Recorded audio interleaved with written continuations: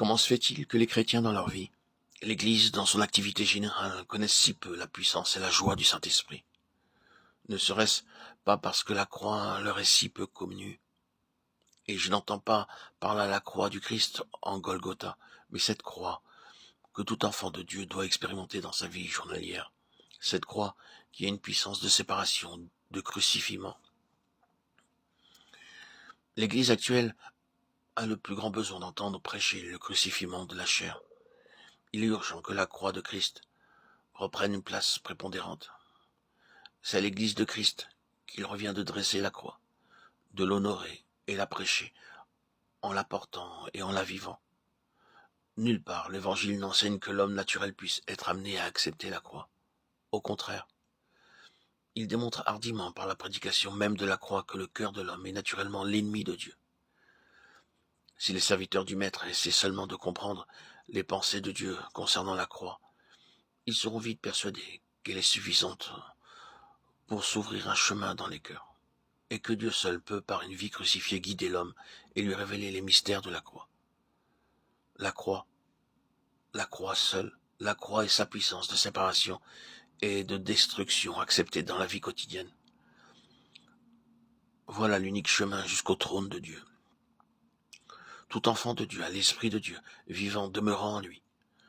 En annonçant la croix, la vie crucifiée, le crucifiement de la chair, nous ne prétendons pas lui dicter ce qu'il doit faire, mais ce qu'il peut attendre du Saint-Esprit qui demeure en lui.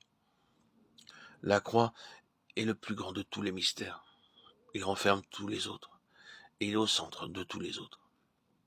Mystère de la mort et de la vie. La mort qui règne et la mort vaincue, qui devient le chemin de la vie éternelle. Le mystère de la rédemption. La croix d'infamie devenant pour le pécheur la puissance victorieuse. La croix, c'est le jugement que Dieu prononce sur le péché.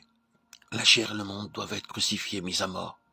Unis à Christ, j'accepte cette sentence de condamnation, et avec le secours de la vie de Christ, je vis comme étant crucifié avec lui.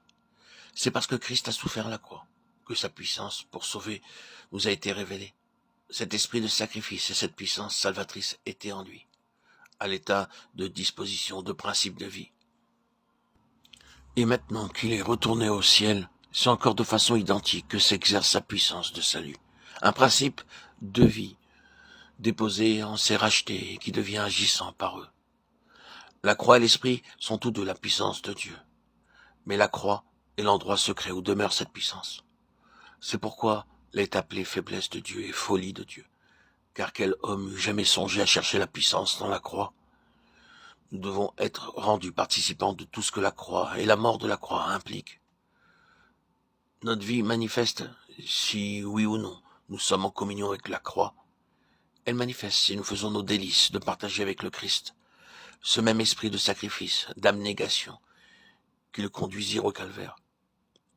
Il est facile d'amener les hommes à accepter une croix toute extérieure qui ne pénètre pas la vie et ne la transforme pas. Ce n'est pas là la croix de Christ.